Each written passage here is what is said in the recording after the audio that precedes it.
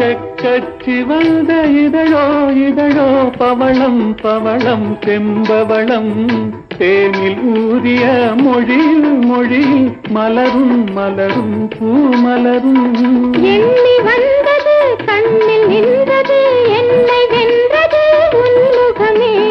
இன்ப பூமியில் அன்பு மேடையில் என்றும் காதலர் காவியமே மலர் கொள்ள வந்த தலைவாவா மனம் கொள்ள வந்த இறைவாவா கையோடு கொண்டு தோளோடு சேர்த்து கண்ணோட வந்த கலையேவா